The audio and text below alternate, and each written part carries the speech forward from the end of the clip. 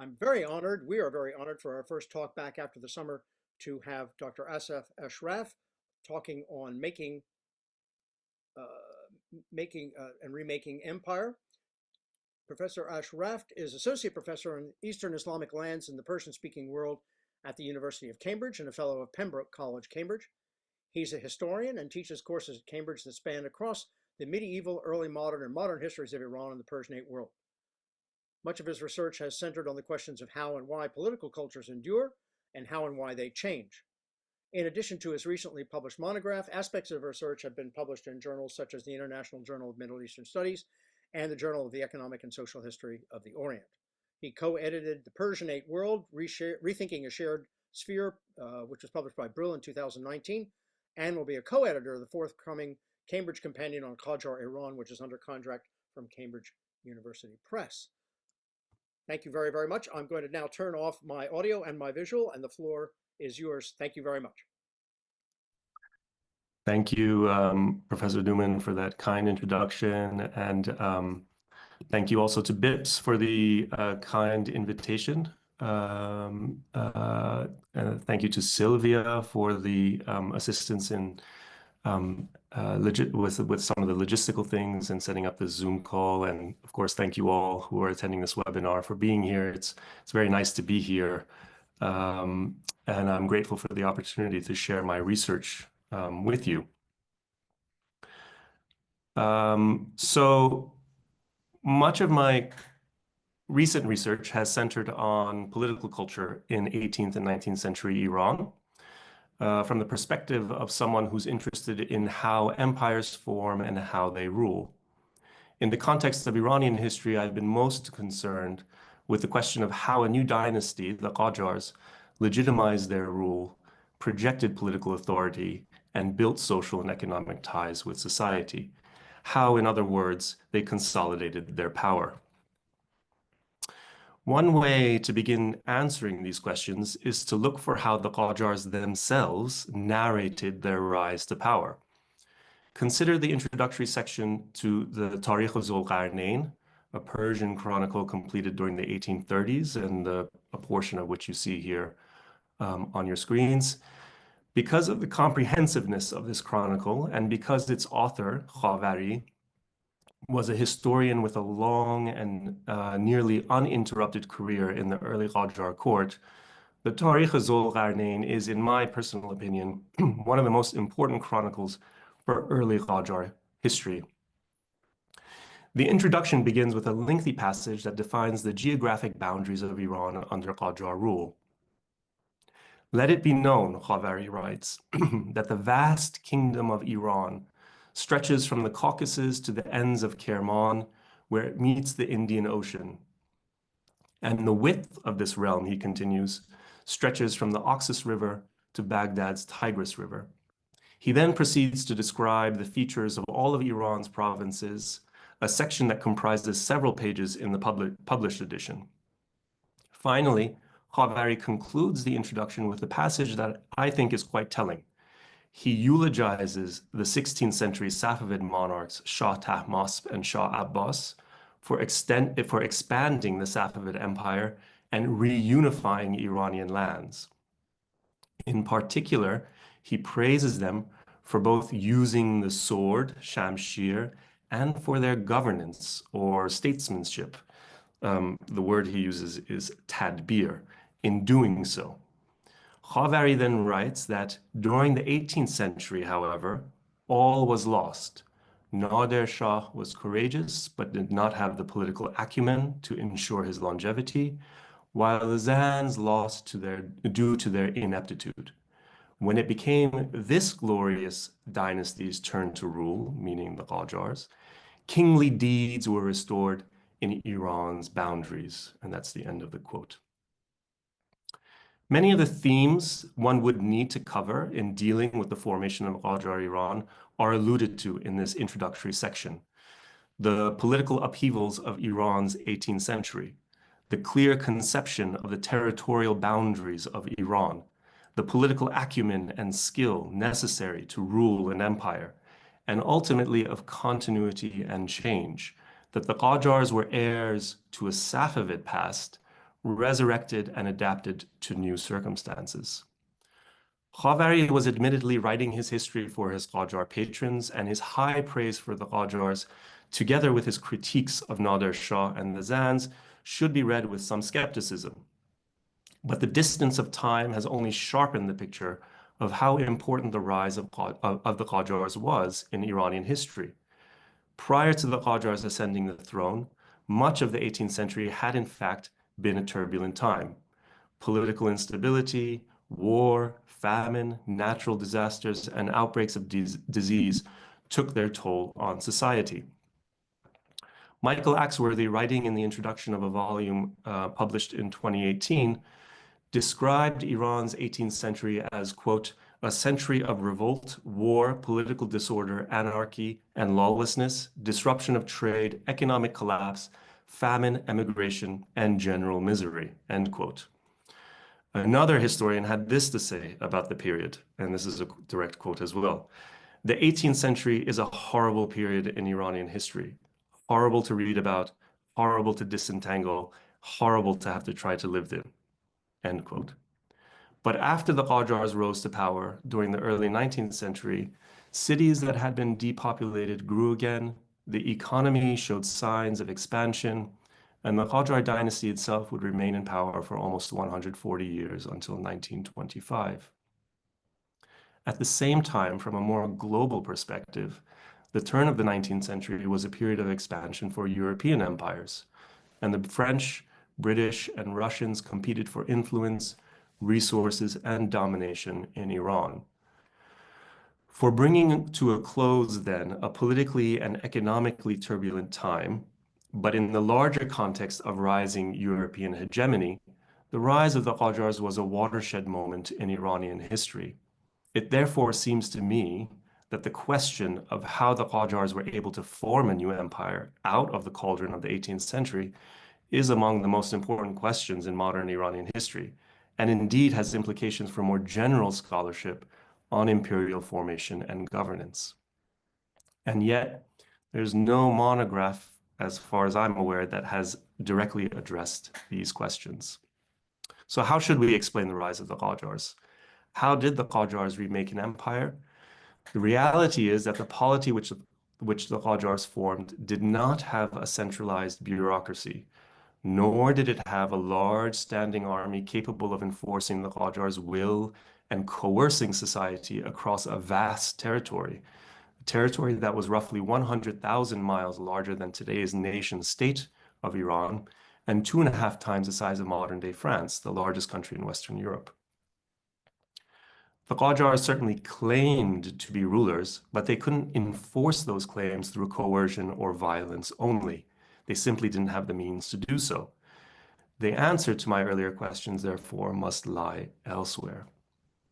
And it's worth returning for a moment to that introductory section of Khavari's chronicle, and specifically his claim that the Qajars had restored kingly deeds in Iran, karhay mulukane in Persian. Part of what Khavari is implying is that the Qajars had restored a particular type of kingship, and certainly there was a whole range of bureaucrats, historians, ulama, and artists who were producing a rich array of textual, visual, and material sources that presented an image of the Qajars as legitimate kings. Portraits of Fath Ali Shah, for instance, depicting the Shah in full regalia, wearing luxurious crowns, clothed in jewel-studded robes, holding accoutrements like a sword or a staff while standing or seated on thrones. Chronicles which openly compared the Qajar Shahs with pre-Islamic Iranian kings, but especially with Timurid and Safavid rulers. And also early Qajar rock reliefs, the first to be engraved in Iran since the Sasanian period, depicting the splendor of royal ceremonies. All of these and much more were intended to present the Qajars as legitimate, yes, but also as being heirs to a long tradition of kingship in the Iranian world. But most of these were idealized claims, and the sources in which they were made would have reached a relatively small audience. The royal court, diplomatic visitors, perhaps. An equally, if not more significant implication in the phrase kingly deeds, however, is the emphasis on deeds, on actions, on practices. These would have affected a wider range of society and are, in my opinion, a clue to the nature of Qajar power. Writing about a different context, the historian Christine Filieu has used the word governance, the concept governance, to refer to the customs, practices, and relationships that, combined with the formal apparatus of the state, kept a political order in place. This conceptual framework of governance is helpful, I think, for understanding how the Qajars consolidated power too, and is grounded in the sources themselves. The textual and visual sources are replete with examples, if one knows where to look and how to look for them, of the array of practices and relationships that helped bind state and society in Qajar Iran together. The image you see here is a painting from a manuscript completed in 1810 of the Shahanshah Nameh, an epic devoted to recounting the feats and achievements of the Qajars. What you see in this particular painting is the Qajar monarch, Fath Ali Shah, sitting on a throne in a pastoral landscape with two of his sons standing behind him, while a minister of the court faces him. Four other men are also present, two of whom appear to be reading petitions from subjects to the king, while the other men are offering gifts, a gold tray with precious stones and coins on it, as well as 3 textiles carried by page boys. The painting is a vivid depiction of at least 2 of the governance practices of the early Qajar political order, that of gift-giving and of petitioning. What I'd like to do in the rest of this talk is to focus on these 2 particular practices, although in my research, I have explored other practices that were central to Qajar governance and political culture as well, including the assignment and management of land, political marriages, provincial and local diplomacy, and relations with tribal khans. I won't discuss those here, although I would be happy to take questions on them in the discussion afterwards if there are any. Instead, I want to use gift-giving and petitioning to argue that close attention to what the Qajars did helps us better understand how their empire formed. I'll end the talk by drawing some broader conclusions about the nature of Qajar rule. So let's turn to gift-giving. Gifts, tributes, and honors were fundamental components of Iranian political culture. To give an idea of how significant gifts were, it's worth bearing in mind that Persian has about a dozen words that mean gift. Some of the words are used only in specific social contexts, like armaghan and sorat, while others imply a difference in the status and rank between the ones doing the giving and the ones receiving the gift.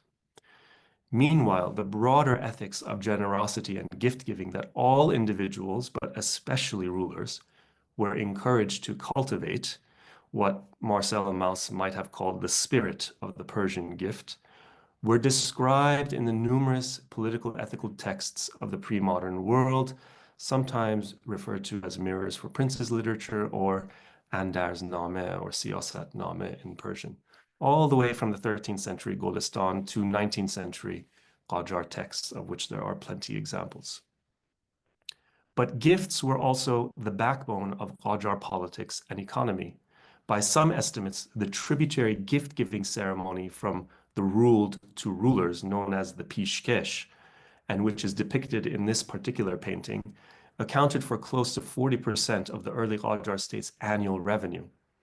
Administratively, the responsibility for making note of the gifts that came into the Qajar treasury fell on the shoulders of the registrar of the pishkesh nevis, an office that had existed at least since the Safavid period.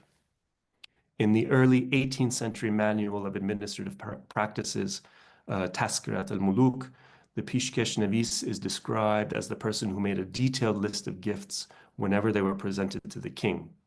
Whether this particular office existed in the first couple decades of the 19th century is a little bit difficult to tell, but there do exist registers of received gifts from later in the 19th century, suggesting that the position was resuscitated by the Qajars at some point. Here's one folio from one such register from the Majlis Library collection. You may not be able to see the dates, but the dates on these particular entries are from 1301 and 1302 in the Hijri calendar. So that's 1883, 1884 in the Gregorian calendar. So we have these registers of gifts, and we also have from the early 19th century farmans, which the Shah or princes sent acknowledging gifts, and which function as a kind of receipt of payment as well as a public acknowledgement of tribute paid. The abundance of gifts in Qajar political culture has led some observers to share the view of George Curzon, the British statesman of the imperial era, that gift exchange was, quote, the cardinal and differentiating feature of Iranian administration, end quote, and that there was something exceptional about Iranian and Qajar gift-giving practices. Anne Lambton, for instance, began her 1994 article on the subject of the Pishkesh by writing that, quote, the giving of gifts, though not peculiar to Persian society, is particularly common in that society, end quote. Perhaps that may be true, but it is also worth bearing in mind that gift-giving and tributary ceremonies, of which gifts-giving was a part, were a widely shared element of political culture in empires across pre-modern Eurasia. In that sense, gift exchange was a vital component of Qajar political life, true, but one that it shared with other tributary empires in history.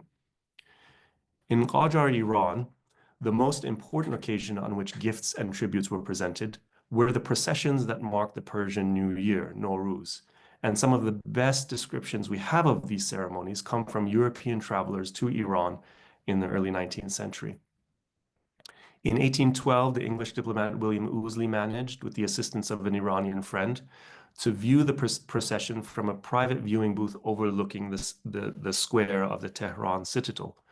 He observed the Shah sitting in a small room overlooking the square, watching as a long line of over 100 mules, each carrying on its back a beautiful Indian shawl and a bag containing 1,000 tomans in gold coin, make its way through the gates.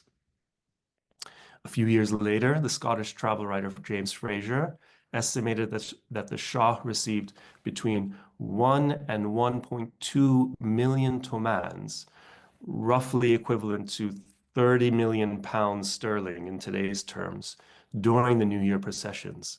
And though cash was the preferred form, shawls, jewels, horses, goods, and other merchandise were also given. The New Year's processions doubled as an opportunity for Qajar rulers to learn about the conditions and concerns in the provinces, and they demonstrate some of the tensions in center-periphery relations in the early Qajar period. On the one hand, provincial leaders and notables used the opportunity to bring their requests and petitions to the Shah and had them read in his presence in highly formal and ceremonious manner. On the other hand, provincial governors and leaders were under pressure to meet their obligations and secure their positions by raising the necessary amounts of cash and goods to send as gifts to the king, a reality that supports Christoph Werner's depiction of the gradual but fitful appropriation of urban elites into the Qajar administration during the late 18th and early 19th centuries. The precarious situation of provincial governors, who were caught between the demands of the capital and their local realities, is illustrated by the case of Hossein Ali Mirza, the governor of the province of Fars and one of the king's senior sons. In 1829, Fath Ali Shah marched to Fars with 6,000 troops in order to collect the arrears of pishkesh and taxes that his son owed him. As the royal retinue made its way to Shiraz, it collected money from villages and towns through which it passed, despite the attempts by some residents to hide out of fear. Upon arriving in Shiraz, a group of local notables met the Shah in an attempt to hold him off, and after a couple of days, Hossein Ali Mirza was eventually able to collect the 200,000 tomans that he owed his father.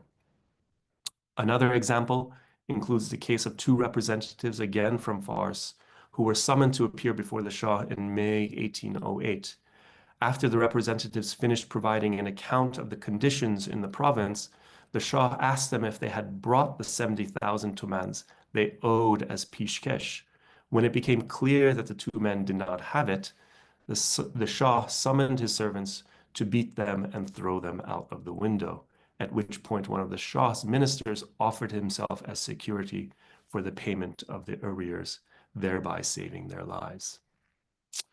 Qajar chronicles usually depict pishkesh offerings in starkly different terms, mentioning them in passing with little discussion of the items or amount given. Instead, it was more important to note who was giving the pishkesh, from where it came, and whether it was, quote, a fitting tribute, what in Persian was referred to as pishkesh la'iq. For example, in 1787, when the Qajar's political authority was still largely confined to northern Iran, and the Zands in southern Iran were still making competing claims to rule, a leading notable from Georgia arrived in Tehran with gifts, presents, and a petition of loyalty. After presenting the pishkesh, he was invested with a robe of honor and returned home. The defining detail that the chronicle provides about the episode was that the individual was from Georgia and had served as the deputy to the governor of Tbilisi, a detail which the chronicler no doubt made to underscore the tributary status of Georgia to Qajar rule. It's usually in those cases where the item given helped reinforce Qajar authority that the chronicles specify the object given. For example, we know from another chronicle that in 1801, the governor of Isfahan offered the gem-studded sun throne as a tribute to the king. And here, in this painting that you see, you can see Fath Ali Shah sitting on this sun throne. This is another painting from the same Shahanshah, the same manuscript of the Shahanshah Nameh, which I had shown earlier.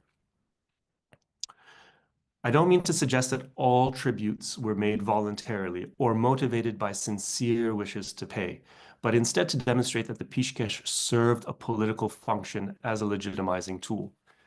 Lambton's essay on the pishkesh took a longue durée perspective and was framed on the question of whether the pishkesh was a free gift or whether it was a tribute. She argued that it evolved over the centuries to become a tribute imposed on individuals and communities and a tax attached to the land and to certain offices. But the evidence suggests that the pishkesh, at least in the early 19th century, and in the context of early Qajar Iran, was an ambiguous term that in fact was meant to be both a free gift and a tribute. Early Qajar rulers viewed the pishkesh as a demonstration of loyalty that subjects should want to give, and not as a tax or as a kind of imposed bribe. In a letter that Abbas Mirza, the Qajar crown prince, wrote to one of his brothers in August 1829, he defends himself against accusations that he had solicited a bribe from the Shah's prime minister. He uses the word reshve, and goes on to say that if the minister wants to give anything, let it be a pishkesh given of his own free will, not a payment given in the name of others. Of course, the line between tributes and bribes was in reality often quite blurred, but at least on a conceptual level, Qajar rulers viewed the two in different terms. If the reception of pishkesh from vassals and subjects was crucial to the Qajar's presentation of themselves as legitimate rulers, then equally important was the display of largesse and generosity by those rulers in the form of redistributing wealth and granting honors. Fath Ali Shah patronized the construction and renovation of more buildings than any ruler since Shah Abbas, extending the Golestan Palace in Tehran, rebuilding city walls, renovating religious shrines in cities like Mashhad and Qom, and also sponsoring projects in other cities. A case from the early 19th century provides a telling example of how the language of generosity was used in official correspondence, and illustrates especially the political etiquette and strategy of the Shah towards the Shi'i religious establishment. In 1802 or 1803, Fath Ali Shah sent 5 golden chandeliers 217 tomans and about 217 loads of goods to the Imam Reza shrine in Mashhad. The Farman announcing the gifts also stated that a certain Mullah Ali Asghar, a jurist whom the Shah had appointed to the office of Mullah Bashi, and someone that the Farman described as, quote, the refuge of grandeur and munificence, the preeminent theologian and essence of the learned men, would be entrusted with bringing the candeliers, cash, and goods to Mashhad. The Farman's glowing description of Mullah Ali Asghar masks the reality, which we know from other sources, that he was, in fact, often reprimanded by the Shah for his drunken and dissolute behavior. It's more likely that he was selected for the task because of his loyalty to the Qajars, a point to which the Farman itself alludes when it refers to him as one of the long-standing supporters of this state or government. These displays of generosity were complemented by the granting of honors and offices through the investiture of the khil'at, or robe of honor, which was usually accompanied with the appointment to political office. As with the pishkesh, the origins of the khil'at are unclear, though one can find stories of the investiture of robes in an array of sources dating as far back as the Old Testament, as well as in Greek sources. But in the context of Qajar Iran, the khil'at was given as a reward to those who had served the government in some way, like, for instance, for service in wars, like, for instance, the two wars that the Qajars fought with Russia in the first decades of the 19th century. It would be easy to dismiss the khil'at and investiture as superficial aspects of Qajar political culture, but in the context of early 19th century Iran, when the Qajar Empire was still very much in the process of forming, investiture and the khil'at were effective means of strengthening ties that bound individuals to the state. Scholars like Chris Bailey and Jamal Ilyas have demonstrated the cultural and emotive cachet of cloth, its ability to serve as a tactile transmitter of power and authority in places as diverse as early modern Iran and South Asia to medieval Spain. We get a glimpse of the affective power of cloth in the legends that circulated in 17th and 18th century India of so-called killer khil'ats, poison dresses that allegedly contaminated and killed those who came in contact with the cloth. These tales were folk legends, but even less fanciful Qajar textual sources convey the special influence of khil'ats. In a letter that Amir Khan Sardar wrote to Ali Pasha Khan, a scion of the politically influential and powerful Donboli family from Khoi, Amir Khan writes that he has heard that Abbas Mirza, the Qajar prince, will give him a khil'at soon. He then goes on to admit that he knows he has benefited from the good graces and favors of Abbas Mirza, but nevertheless is certain that the khil'at will only increase his loyalty towards the prince, what he described as, quote, the manifestation of the pleasure of serving the crown prince. I want to now shift to a theme to which I alluded earlier, the relationship between center and periphery. And to do so, I want to return to the second practice that I mentioned at the outset of this talk and which we saw depicted in this painting. That is the practice of petitioning and correspondence more generally. Much about the petitioning system during the early 19th century remains unclear. The Mazalem courts that heard petitions from subjects, which were found across various Islamic empires dating back to at least the Abbasid period, did not seem to exist in early Qajar Iran, and according to some scholars, was only re-established by Qajar rulers in the late 1850s. Nevertheless, we know that the practice of petitioning did take place in the early 19th century, and we know that because there are abundant, if scattered, petitions that survive from the period, in addition to the farmans, which make clear that they were sent in response to petitions. These sources are found in a variety of archives and collections, but some appear in bound manuscripts collected, copied, and compiled by scribes and secretaries into what are known in Persian as majmu'es or jung. What you see here is one example of such a collection of farmans and petitions, and just one collection of many that I've used in my research. This particular manuscript is again from the Majlis Library in Tehran. It's comprised of 118 folios that include copies of over 200 farmans, petitions, and letters. What unites the correspondence in this collection is that they date from the mid-18th to the early 19th centuries, and they were exchanged between successive political rulers in Iran and the Kangarlu, a tribal community based in Nakhjavan, a relatively small but not insignificant town in northwestern Qajar Iran, close to the frontier with the Russian Empire. Because the correspondence in the collection begins in the 1740s and goes through the 1820s, the rulers who are corresponding with the Kangarlu in this particular collection belong to the Afsharid, Zand, and ultimately Qajar dynasties. A couple immediate and important points emerge from the manuscript. First, as the years went on, the sheer number of petitions, farmans, and letters increased in number, with the most significant spike occurring under Qajar rule, suggesting perhaps an intensifying relationship between the two sides. And the second theme is that the intensifying relationship was driven, at least in part, by the outbreak of war with Russia in 1804 and the two Russo-Persian wars of the early 19th century more generally. I won't go into great detail right now about how the manuscript came to be compiled, although again, I'd be happy to discuss later. But suffice it to say that the compiler, a certain Mirza Ali Beg, does provide an explanation in the manuscript itself about how and why he decided to put it together. The central figure on the Kangarlu side, who appears in numerous farmans and letters throughout the collection, is Kalb Ali Khan, an intermittent governor of Nakhjavan under the Qajars.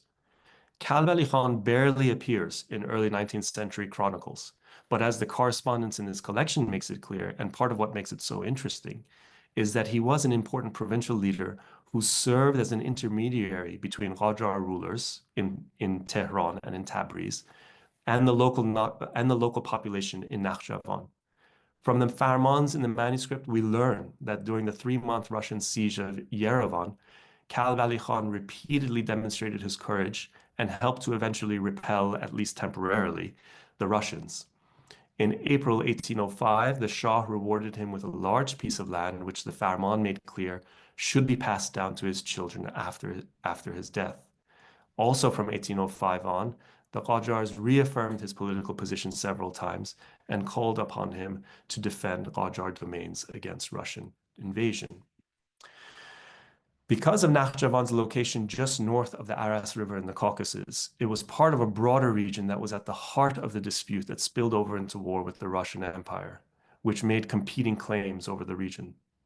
In fact, the farmans and petitions make it clear that the evolving relationship between the Qajars and Kalb Ali Khan was closely tied to the impact of the two wars with Russia. Reading several farmans against the grain, one can detect the strain that the wars placed on the local population, the fear and anxiety that the wars engendered, and the difficulties that provincial leaders like Kalb Ali Khan faced in serving as intermediaries between the local populace and rulers in capital cities like Tehran. This, again, is an important point, not least of all because the court chronicles, which most historians rely on heavily for early Qajar history and for telling the story about the Russo-Persian wars, simply gloss over the local and social dimensions of the wars to focus on the high-level politics and diplomacy between the Qajars and Russians. Sources like these farmans and petitions paint a far different picture of the relationships, networks, and even life of life on the ground. The growing relationship between the Qajars and Kalb Ali Khan manifested itself in a variety of ways. These were the titles and honors that Kalb Ali Khan was granted, but there were also more tangible social and economic dimensions to the relationship. Kalb Ali Khan married into the Qajar house by marrying the daughter of the governor of Yerevan, who was a relative of the Shah. And there was the granting of large tracts of land, which I mentioned earlier, which came with an obligation to provide troops. In this case, the number specified is 200 men, along with supplies and weapons for royal service. Other petitions and farmans allow us to reconstruct other aspects of Qajar governance in the region.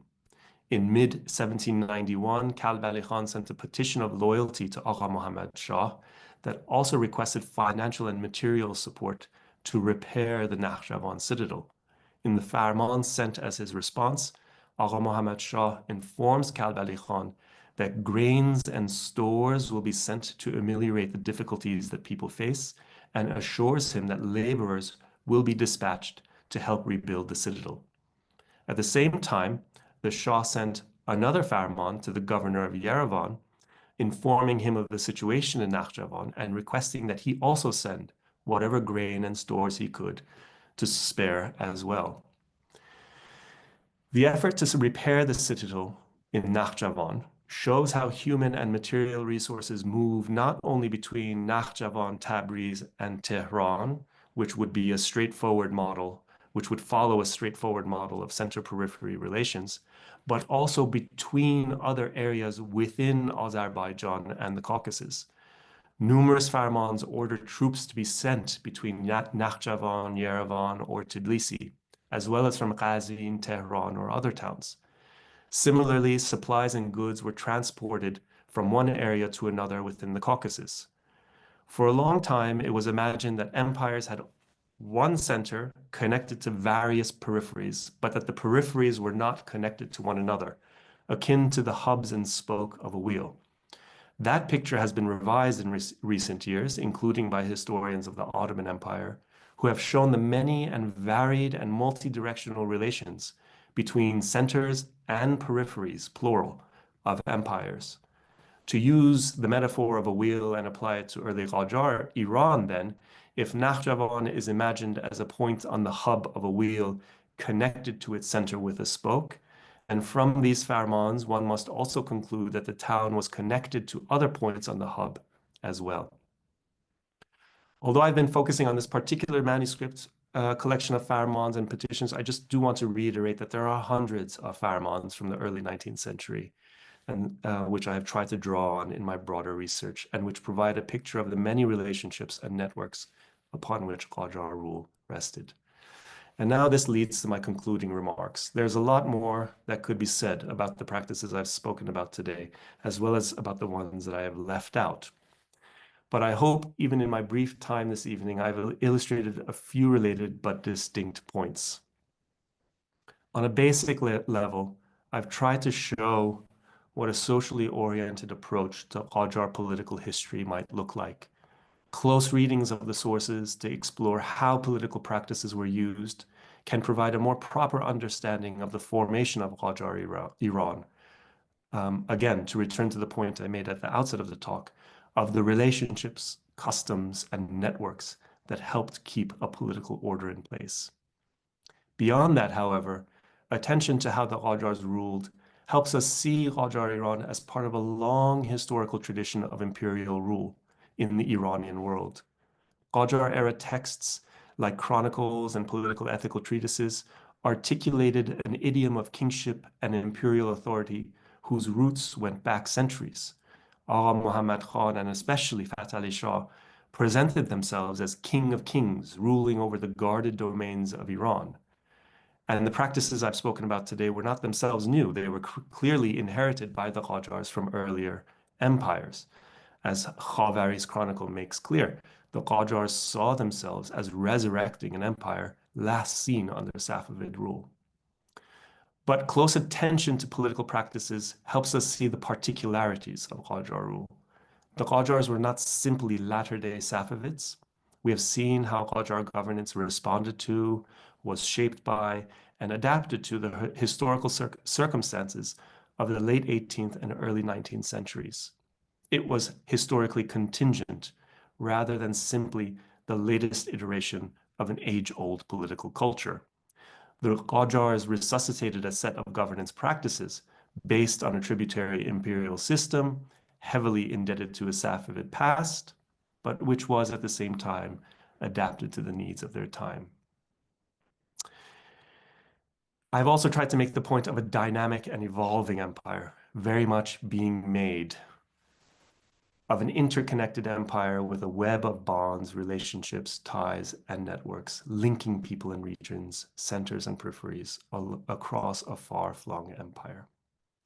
And finally, I hope it's clear that my interest in Qajar political practices should not be mistaken for a kind of nostalgia for the Qajar style of rule, let alone an attempt to glorify them. Instead, the point has been to understand what happens when the rubber of political culture meets the road of reality.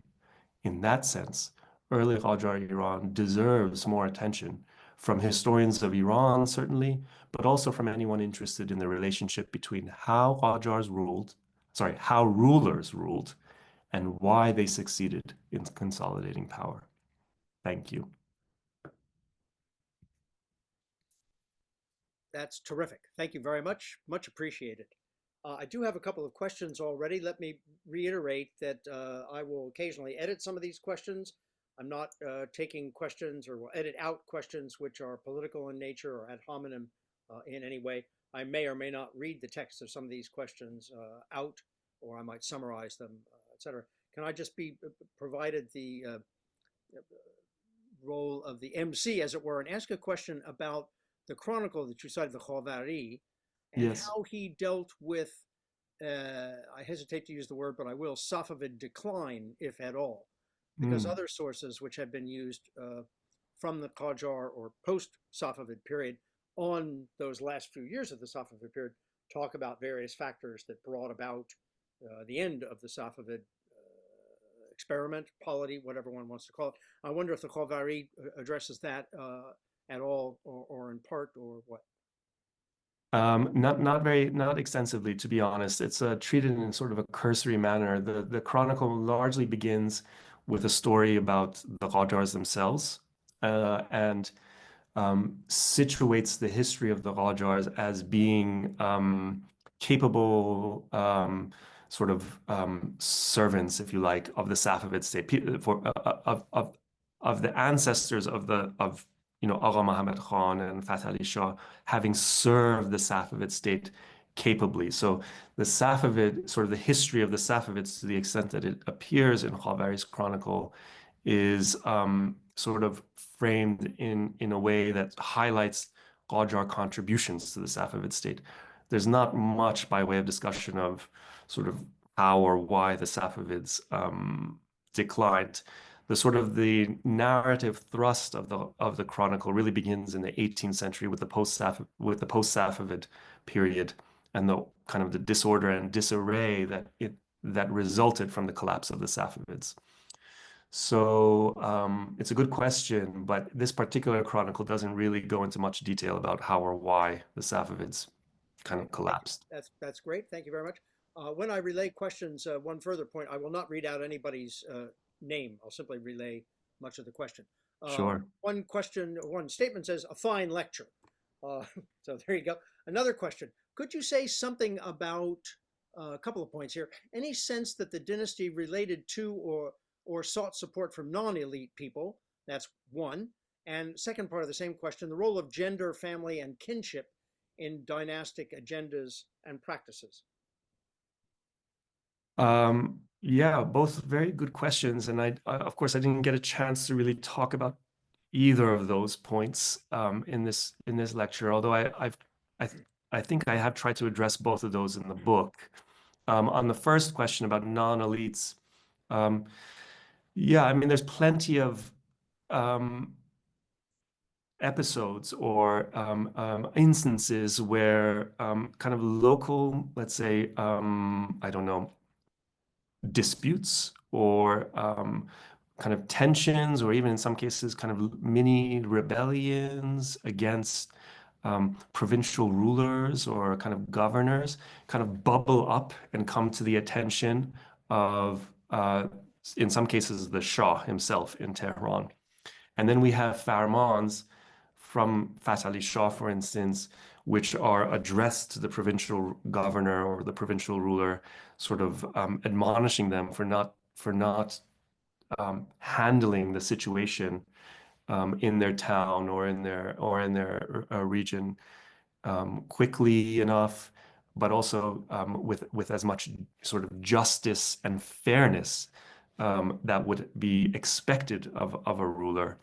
And in those kinds of cases, we do get a sense, I think, of how important it was for the Qajars to respond to some of these kind of local and to use the words used, the term used by the questioner, non-elite people, the concerns and problems, challenges that some of these people faced. We also get a glimpse of some of how concerns from non-elite people bubbled up to Qajar rulers through petitions, as I was talking about. In fact, this particular manuscript, the Kangaroo manuscript, does include several petitions. I mean, they're copies of petitions. They're not the originals, but they're the copies of petitions that are coming from the people of Nakhjavan. That's the word, that's the term that's used, Ahali Nakhjavan, in which they are, relaying all kinds of different concerns. A lot of them have to do with financial or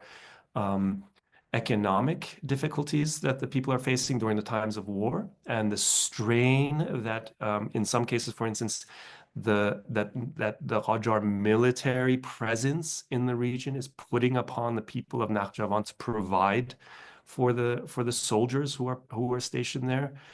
And then we have farmans that are responding to those petitions, which are trying to address those concerns and ordering the governor or the ruler to sort of deal in a fair or just way with the concerns of the people. So again, in those kinds of instances, we do get a little bit of a sense of how the Qajars are responding to, are acknowledging the concerns of non-elite people. I should also add, perhaps here's a good moment to add a sort of a caveat about using farmans as a source for history. I mean, I'm very much aware that farmans are very useful sources for giving us a picture of what maybe perhaps the intention of the ruler was, or perhaps what the goal of the ruler was, but they're not as useful for telling us what actually happened after the farman was sent and received by, to whoever it was addressed to. There's really, I mean, a big question, which is, okay, if the Qajars are sending all these farmans around, how do we know to what extent these decrees and orders were being enforced, that they were being actually executed in the places that they were sent to? And it's a question that often we don't have a good answer to. In some cases, we know that they were enforced or attempted to be enforced. In other cases, we do know that the governor or the ruler to whom the farman was addressed ignored the farman. We have evidence from other sources that round out the picture from farmans, but in many cases, we don't actually know what happened after the farman was sent. But that doesn't change the fact that we can reconstruct what the Qajars were trying to do by sending these farmans. So that's a caveat I would add. So I'm going to... Sorry, yeah, I'm sort of going on. That's okay. Great that we have so many questions. Right. What do we... during the earlier period of the Safavid period, and sometimes in the Ottomans, local notables switched their loyalties back and forth, and some even switched to Russia. So do we know anything about this in the Qajar period? Yes, we do. And again, to return to this case that I spoke about, the Kangaroo, Kalbali Khan himself, this person that I mentioned, who served as a governor of Nakhjavan under the governors, was often suspected by the Qajars of having switched loyalty to the Russians in the late 18th, but particularly in the early 19th century. At one point, he was summoned to the presence of Agha Mohammad Khan, and he had his tongue cut out on suspicion of not being loyal enough to the Qajars. So even in this particular case, we have somebody who's at some points being rewarded by the Qajars, and a person on whom the Qajars often rely to kind of govern and rule Nakhjavan, but at other times he's suspected of having switched loyalties to the Russians during the wars. So that's a good example. Yeah, and there are other examples as well, particularly in the Northwest and the Caucasus, where some of these loyalties were quite fluid during the wars. I have a question about your definition of empire as it applies to the geographical scope of the Qajar and Safavid periods. Um, is the question how I would define an empire? Is that That what would seem the to be the idea case. is? Yeah. Yeah. Yeah, What's an empire? Yeah. yeah, that's a good question. I mean, I think in this particular, I sort of skirted around that, I think, question in the talk, but I think the point I'm trying to make is that the Qajars saw themselves as resuscitating the Safavid Empire. And we can debate on whether, to what extent they were actually successful or not. But that was what their ambition was. And it's very clear from their own chronicles written under their patronage that that is what they were trying to do. And another good kind of piece of evidence in how in why I'm convinced that the Qajars were trying to resuscitate the Safavid Empire is in the fact that Agha Muhammad Khan refused to take the title of Shah for many years, even after he had basically defeated the Zands, his competitors in Iran. He only accepted to take the title of Shah, again, based on the chronicles that are written under Qajar patronage. He only accepted to take the title of Shah after he had successfully conquered all of the regions that had been under Safavid domains, including in Khorasan and in the Caucasus, places like Georgia and Armenia. It was only after he conquered those two regions that he then accepted this title of Shah. So it's very clear, I think, in my mind, that the Qajars saw themselves as an empire that was an heir to the Safavid Empire. To what extent they were successful or not, that's a bigger question. I'm not, yeah, I have a won't go into question. that. Thank you. I have a question about the extent of, you were talking about the question of processions and gift giving and such extending way back. And someone here is asking about the extent to which that was also the case in Old Egypt, and that may have had some sort of influence there. Well, that's a good question. I don't have a good answer. I'm not familiar enough with the context in Egypt to speak about that. I'm sure, I mean, I'm sure there are many other places where there were similar kinds of processions that took place, gift-giving ceremonies and processions that took place. And it's quite possible that some of the practices from these other places were, moving across borders or sort of being borrowed by different rulers in different contexts. But I simply don't have enough information to speak about Okay. the case of Egypt. Question here about the multicultural nature of Qajar Iran, and if you could discuss that.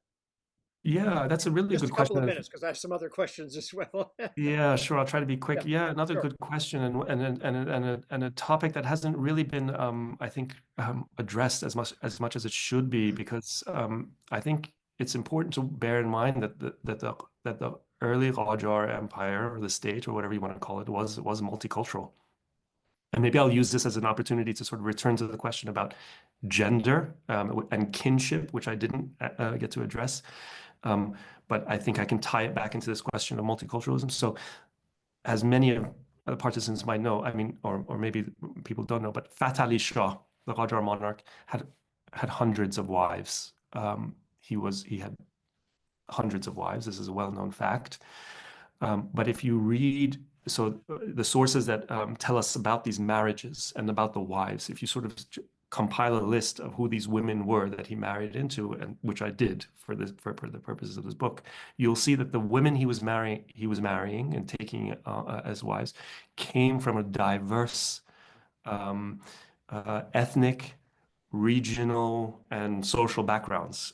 So you have women who are from the Caucasus, you have women who are from Arab backgrounds, you have women who are from all different corners of Iran, you have women who are descendants of Jewish or Zoroastrian families, or coming from Jewish and Zoroastrian backgrounds, who are marrying into the royal court.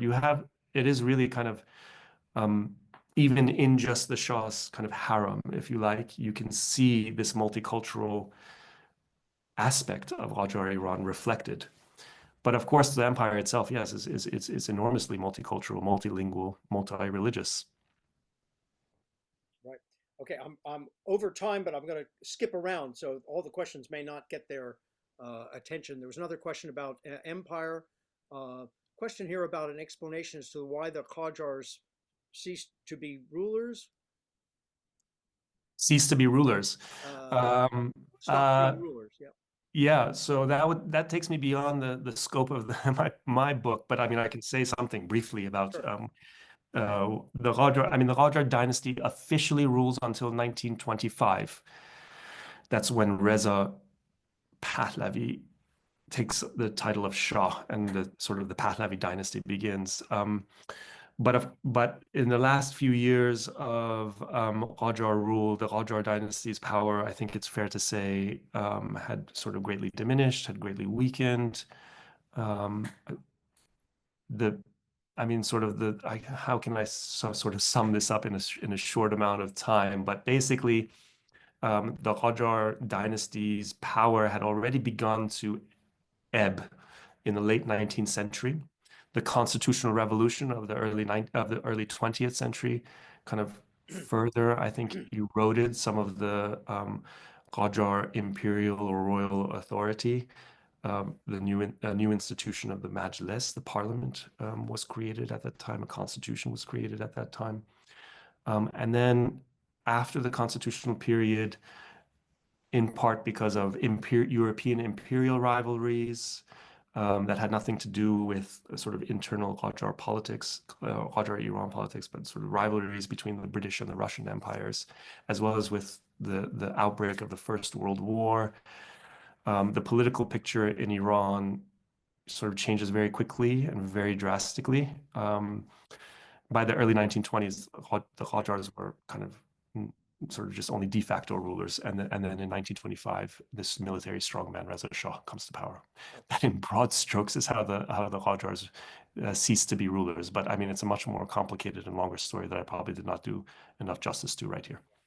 Okay, there's a lot of good questions here, but we're over time. I'll take one which is capable possibly of being easily answered. A fantastic lecture, congratulations. You said the Qajars saw themselves as heir of the Safavid Empire. What word did the Qajars use for empire, or was it in the concept of Shah and Shah? Thank you.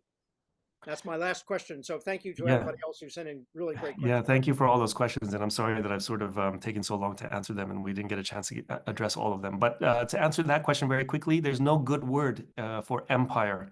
There's no one direct word in Persian for empire. There are many different words that have slightly different semantic nuances or meanings to them. One of them is Shah and Shah, or the King of Kings, Shah and Shahi, the King of Kings. Other words that are used are Mamlek Mahruse, Mamlek Mahruse Iran, the guarded domains of Iran, Dolat Aliyeh, I don't know how would you translate that, the sublime state, maybe the sublime state, the sublime government of the Qajars.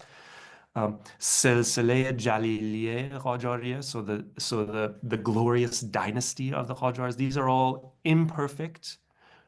They don't mean empire in the way that we think about it in English, but they're rough kind of, I would say, analogs to empire. But there's a lot that could be said about that actually, and I think that topic of what words were used in the sources to refer to empire could be the subject of a whole project. It's a good question. Great. As I say, we had a lot of other questions, but we're well out of time now, especially for people who are further east of us. Can I thank Dr. Ashraf very, very much for a very stimulating lecture. We had a very good attendance, a lot of excellent questions.